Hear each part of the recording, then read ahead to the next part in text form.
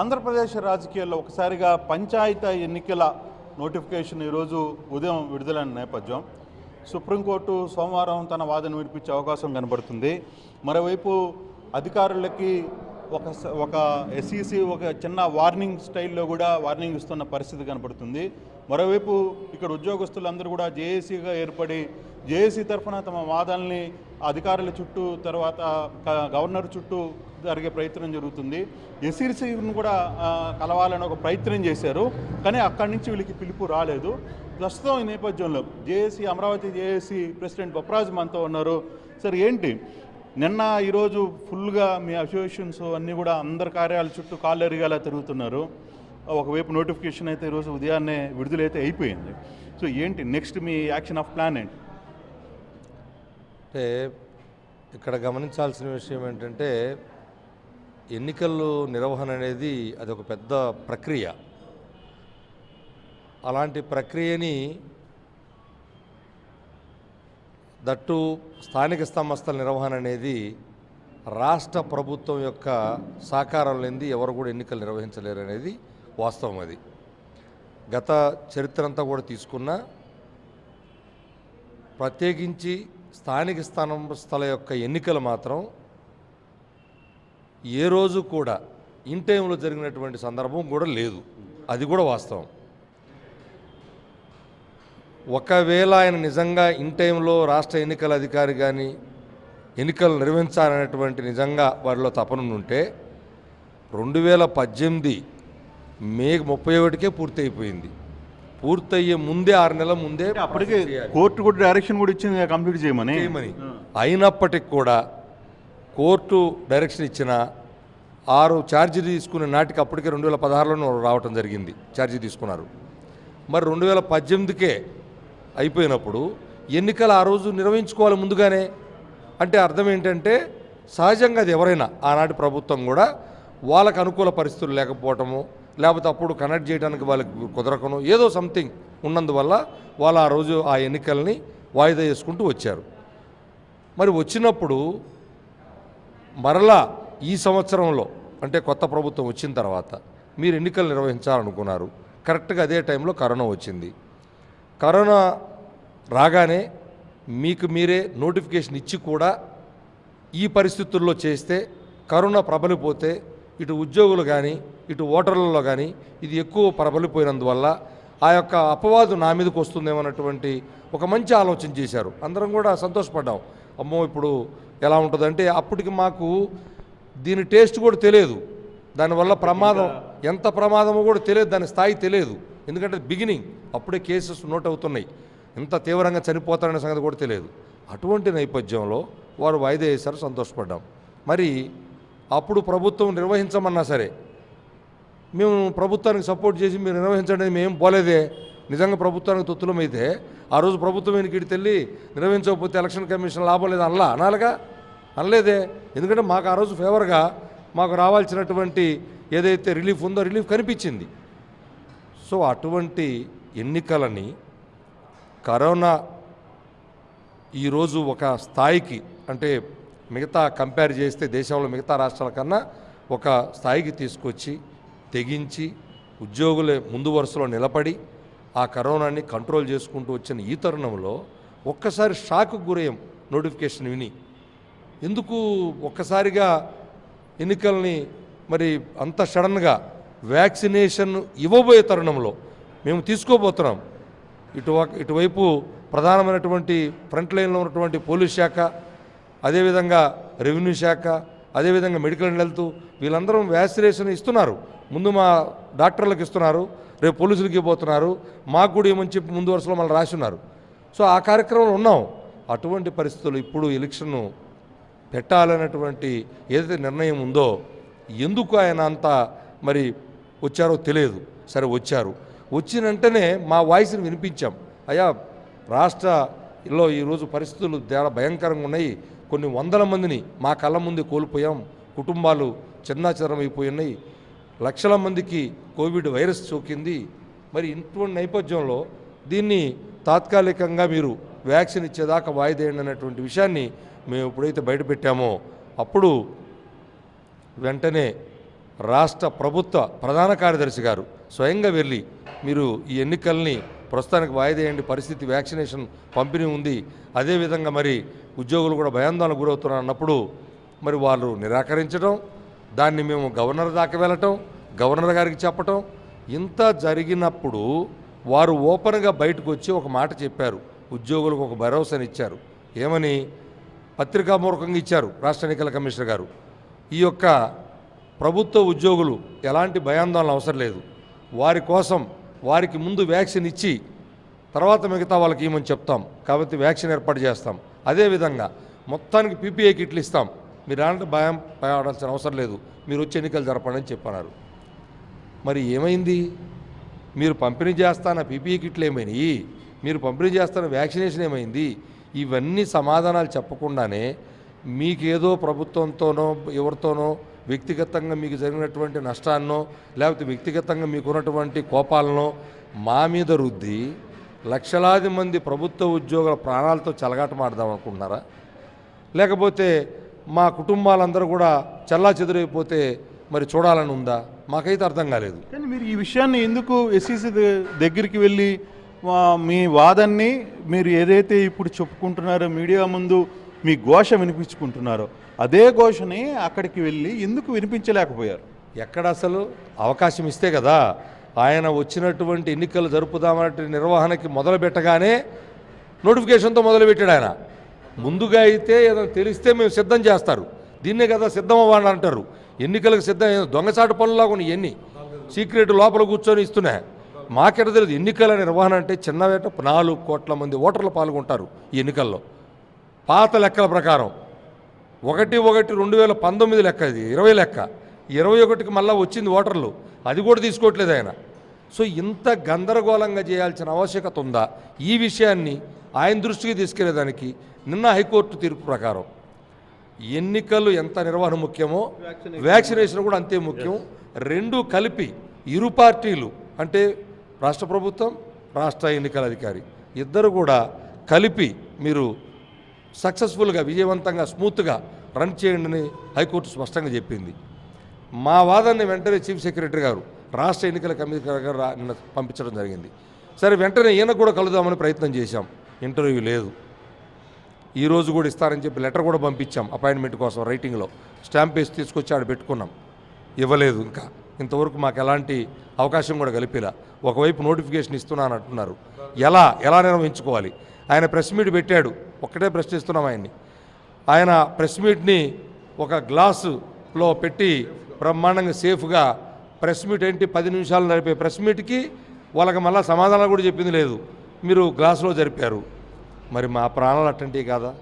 మరి మాకు వైరస్ సోకి మేము లక్షల మంది చనిపోతే మీకు సంతోషమా చెప్పండి? దయచేసి మా యొక్క వాదనని, మా బాధల్ని, మాకున్నటువంటి ఆ యొక్క అభ్యంతరాలని విని మీరు అడ్రస్ చేయండి, చేసి మమ్మల్ని సిద్ధం చేయండి ఎన్నికలకి. ఎన్నికలు సిద్ధం చేసి ఎవరైనా తీసుకెళ్తారు కానీ టకీమని చెప్పి మీరు ఓటర్ లిస్టులు కూడా 2001-2020 జరుపుతారంటే ఏందండి? ఇది ఎక్కడన్నా ఉంది అసలు? ఇటువంటి నేపథ్యంలో విధి లేక మాకేమో ఆయన వారి గురించి మాట్లాడాలని కానీ ఎలక్షన్ కమిషన్ చెబితే మేము చేయకూడదని కానీ మాకెక్కడా ఎలాంటి రిజర్వేషన్స్ లేవు. ఏ ఒక్కరు మమ్మల్ని వెనకుండా నడిపిస్తారు. కానీ ప్రతిపక్షాలు మీ మీద తీవ్రమైన ఆరోపణలు చేస్తున్నాయి. బొప్పరాజు కావచ్చు, లేకపోతే అనుబంధ సంఘాలన్నీ కూడా ఎక్కడో అధికార పార్టీకి తొత్తులుగా మారాయి అని చెప్పి చాలా వరకు ప్రతిపక్షాలన్నీ కూడా వాదన చేస్తున్నాయి. ఏమంటారు, నిజంగానే మీ యాటిట్యూడ్ అలాగనే ఉందా? వారికి ఉన్నటువంటి రిజర్వేషన్స్, ఆబ్లిగేషన్స్ మా మీద రుద్దాల్సిన అవసరం లేదు. ఎందుకంటే రాజకీయ పార్టీలు అనే వాళ్ళకి అనేక రకాల కోణాలు ఉంటాయి, మాకు అన్ని కోణాలు లేవు. మా కోణం ఒకటే, మేము అధికార పార్టీలతో కాదు మేము మాట్లాడుతుంది, ఇప్పుడు వాళ్ళకి ఎగనెస్ట్ కాదు, లేకపోతే ప్రతిపక్షాలకు ఎగనెస్ట్ కాదు. మేము రాష్ట్ర ఎన్నికల అధికారి అంటే మా అధికారి, ఆయన ఉన్నతాధికారి, ఆయన పెద్ద ఉద్యోగం, మేము చిన్న ఉద్యోగం, అంతే తేడా. వారికి మాకు జరుగుతున్నటువంటి ఇది చర్చ తప్ప మిగతా ఎవరికి మేము వ్యతిరేకంగా మాట్లాడేది ఎవరు సంబంధం లేదు. అయ్యా మా ఉన్నతాధికారి మా ఎన్నికలకు సిద్ధం చేశారా ఇప్పుడున్న పరిస్థితులకి అనుగుణంగా? నార్మల్ స్థితిలో మీరు ఎప్పుడు నోటిఫికేషన్ ఇచ్చినా మాకేం సంబంధం లేదు. మీరే ఒక స్థాయిలో కరోనా ఉందని వాయిదా వేశారు. ఆ కరోనా సంబంధించి తీవ్రమైనటువంటి స్థితిలో ఈరోజు కొత్త స్ట్రెయిన్ కూడా యూకే నుంచి వచ్చిందనేటువంటి విషయం అందరికీ తెలుసు. ఒక మహిళకు కూడా నోటిఫై కూడా అయిపోయింది ఇక్కడ. అటువంటి నేపథ్యంలో వస్తే 3 రోజుల్లో టపా కడుతున్నారని కూడా తెలుస్తుంది.